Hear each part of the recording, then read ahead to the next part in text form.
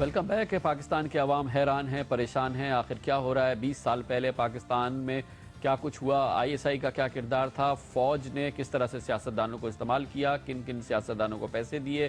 کن سیاستدانوں نے جمہوریت کے خلاف فوج کو مضبوط کیا، فوج کے ساتھ مل کے کام کیا؟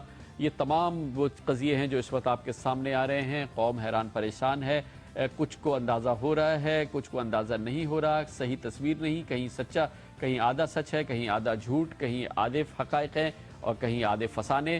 پاکستان میں پچھلے 25 سال کے دوران فوج اور سیاست کے آپس میں کیا تعلقات رہے اور اس میں کس طرح کا کردار فوج کا رہا، سیاستدانوں کا کیا رہا، اس پر ہم ایک تفصیلی آپ کو رپورٹ دیتے ہیں تاکہ آپ خود فیصلہ کر سکیں کہ کس وقت فوج نے کیا کیا، سیاستدانوں نے کیا کیا۔ کم از کم ایک پوری تصویر ہمارے ناظرین کے سامنے ہو کہ پچھلے 25 سالوں کے دوران کیا ہوتا رہا۔ اور اس کی ابتدا ہم کریں گے جنرل ضیاء الحق سے اور ان کے مارشل لا سے، اور اس کے بعد جو سیاست میں فوج کا کردار شروع ہوا، سیاستدان فوج کے ساتھ کیا کرتے رہے اور فوج سیاستدانوں کے ساتھ کیا۔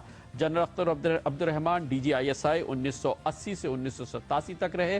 جنرل ضیاء الحق کے ساتھ گو کہ ان کا نام افغان جنگ کے حوالے سے زیادہ مشہور ہوا، لیکن اپوزیشن جماعتوں اور تحریک برائے بحالی جمہوریت یعنی MRD کی صفوں میں رسائی حاصل کی انہوں نے، اور اپنے افسران کو باور کرایا کہ اپوزیشن کی تحریک میں بھارت اور امریکہ کا بھی ہاتھ ہے۔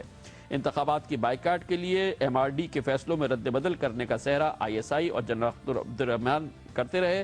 1985 کے غیر جماعتی انتخابات میں ISI نے ضیاء الحق کے حامی امیدواروں کو کامیاب بنانے میں اہم کردار ادا کیا اور محمد خان جنیجو کو بطور وزیر اعظم جنرل ضیاء الحق سے تقرر کرایا، اور اس کے ساتھ ہی پنجاب میں جناب نواز شریف کو وزیر اعلیٰ کی حیثیت سے تعینات کیا گیا۔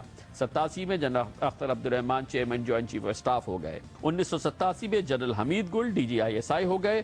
اپریل 1988 میں اوجڑی دھماکے کے وقت وہ ISI کے سربراہ تھے۔ یہ خیال کیا جاتا ہے کہ اوجڑی کے واقعے کے پیش نظر وزیر اعظم جنیجو نے جنرل حمید گل کو برطرف کرنے کی تیاری کی اور جنرل ضیاء الحق نے اسی وجہ سے جنوجی حکومت کو برطرف کیا۔ اس کے بعد پنجاب کے نگراں وزیر اعلیٰ کے طور پر نواز شریف کی تعیناتی کی گئی، جو کہ ایک اہم عمل تھا کیونکہ وہ جناب جنیجو کے بہت قریبی ساتھی اور ان کی حکومت میں پنجاب کے وزیر اعلیٰ تھے، لیکن وہ جنرل ضیاء الحق کے جنوجو حکومت کو سیک کرنے کے فیصلے میں ان کے ساتھ شامل رہے۔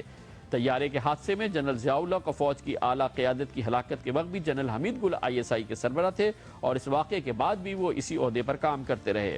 اسی دوران انہوں نے PPP مخالف اتحاد قائم کرنے کے لیے ISI کو استعمال کیا اور قدامت پسند جماعتوں کو اسلامی جمہوری اتحاد کے طور پر نواز شریف کو پیش کرنے میں اہم کردار ادا کیا۔ حمید گل کا کہنا ہے کہ وہ اس معاملے پر تمام عدالتی کارروائیوں کے لیے تیار ہیں۔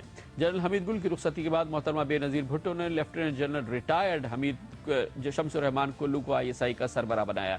جنرل شمس الرحمان کلو پہلے ریٹائرڈ آفیسر تھے جو ISI کے سربراہ بنے، لیکن ان کی سربراہی اور ISI ان کے تابع نہیں رہی کیونکہ وہ ریٹائرڈ جنرل تھے، اور ISI میں تعینات تمام حاضر فوجی سروس آفیسرز مسلسل جنرل ہیڈ کوارٹر سے ہی اپنے احکامات لیتے رہے اور ان کو احکامات جنرل اسلم بیگ سے ہی ملتے رہے۔ جنرل کلو اتنے بے اثر ثابت ہوئے کہ انہیں محترمہ بے نظیر بھٹو کی حکومت کی رخصتی کا بھی علم نہ ہو سکا۔ جنرل کلو کی رخصتی کے بعد جنرل اسد درانی ISI کے سربراہ بنے۔ وہ پہلے ISI کے سربراہ تھے جن کے پاس MI کی سربراہی بھی تھی، یعنی MI اور ISI دونوں کی سربراہی جنرل اسد درانی کے پاس تھی۔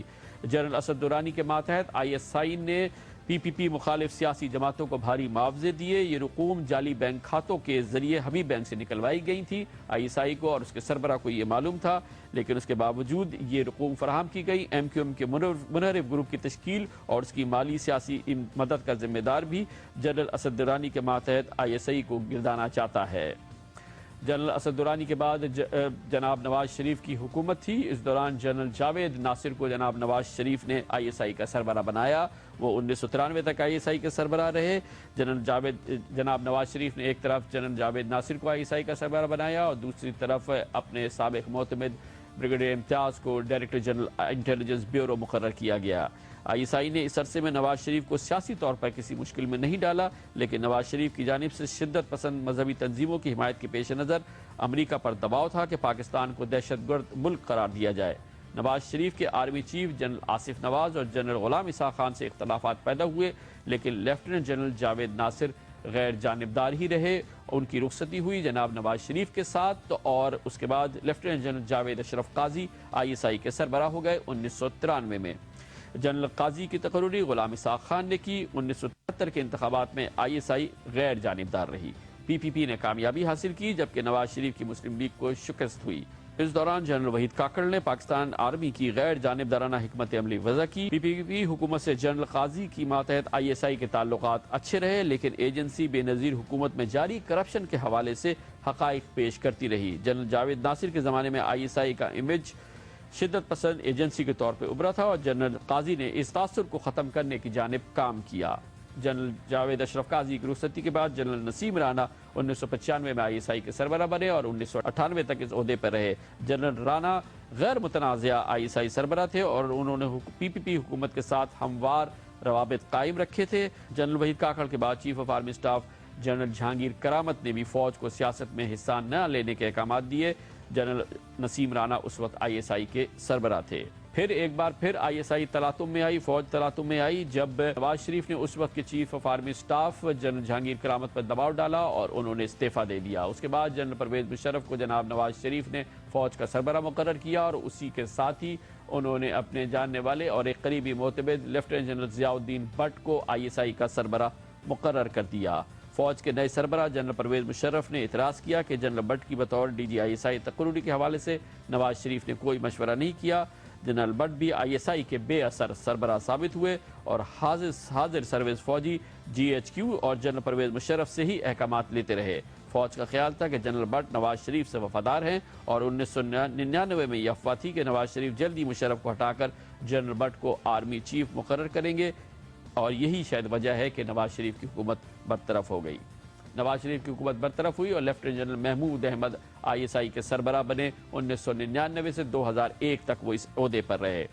جنرل اختر عبدالرحمان کے بعد general Mahmood I S I کے سب سے طاقتور سربراہ کے طور پہ مانا جاتا ہے۔ جنرل محمود کی ماتحت آئی ایس آئی نواز شریف کے خاندان اور مسلم لیگ کے خلاف تھی اور طیارہ سازش کیس میں نواز شریف کو قید میں مشکلات جنرل محمود کے احکامات کی وجہ سے پیش تھیں۔ جنرل محمود کو مشرف حکومت میں کافی اثر و رسوخ حاصل تھا، لیکن اکتوبر 2001 میں امریکی دباؤ کی وجہ سے جنرل محمود کو آئی ایس آئی کی سربراہ کی حیثیت سے ہٹایا گیا۔ مشرف کی حمایت میں سیاسی لابی کی تشکیل میں بھی جنرل محمود نے اہم کردار ادا کیا تھا۔ جنرل محمود گئے تو general Ehsan ul Haq I S I کے سربراہ بنے اور سن 2001 سے سن 2004 تک وہ اس عہدے پر کام کرتے رہے۔ مشرف کی جانب سے صرف 24 گھنٹوں کے نوٹس پر آئی ایس آئی کی باغ دوڑ سنبھالی تھی۔ جنرل احسان نے دہشت گردی کے خلاف جنگ میں پاکستان کے کردار کے حوالے سے امریکی تحفظات کو دور کرنے میں انہوں نے اہم کردار ادا کیا اور قومی سلامتی کے فیصلے کیے۔ مشرف کے ریفرنڈم اور 2002 کے انتخابات میں سیاسی طور پر جنرل احسان کی آئی ایس آئی نے بہت تندہی سے کام کیا۔ سیاسی طور پر آئی ایس آئی کا کردار جنرل ضیاء الحق کے ہی دور میں دیکھا گیا تھا۔ 3 سال آئی ایس آئی کے سربراہ کے طور پر ذمہ داریاں سنبھالنے کے بعد جنرل احسان کو chairman joint chief of staff کے عہدے پر ترقی دی گئی اور ان کے بعد جنرل اشفاق پرویز کیانی کو جنرل پرویز مشرف نے آئی ایس آئی کا سربراہ مقرر کیا۔ وہ سن 2004 سے سن 2007 تک آئی ایس آئی کے سربراہ رہے۔ جنرل کیانی کا بطور ڈی جی آئی ایس آئی کا دور دیگر سربراہان کے مقابلے میں سب سے مشکل ثابت ہوا۔ اس دوران مشرف اقتدار پر اپنی گرفت رکھنے کے لیے مشکلات کا شکار رہے اور بطور آرمی چیف مشرف اعلیٰ عدلیہ سے اختلافات اور بے نظیر بھٹو شہید سے خفیہ بات چیت جیسے معاملات پر آئی ایس آئی کا کردار چاہتے تھے۔ جنرل کیانی کی ماتحت آئی ایس آئی نے مشرف سے انحراف نہیں کیا، لیکن مشرف کے سیاسی مخالفین پر آئی ایس آئی کی جانب سے کوئی اقدامات نہیں کیے گئے اور ایک طرح سے جنرل اشفاق پرویز کیانی نے جتنا ہو سکتا تھا ایک انڈیپینڈنٹ پوسچر برقرار رکھا۔ جنرل اشفاق پرویز کیانی کے چیف آف آرمی اسٹاف مقرر ہونے کے بعد general Nadeem Taj I S I کے سربراہ بنے۔ گو کہ جنرل ندیم تاج مشرف کی اقتدار سے علیحدگی کے معاملات پر ذاتی طور پر ملوث رہے، لیکن 2008 میں سیاسی گٹھ جوڑ سے آئی ایس آئی کو انہوں نے دور رکھا اور اس کے بعد جناب لیفٹیننٹ جنرل احمد شجاع پاشا کو سن 2008 میں آئی ایس آئی کا سربراہ مقرر کیا گیا اور یہ آئی ایس آئی کے ایک نئے دور کی ابتدا ہوئی۔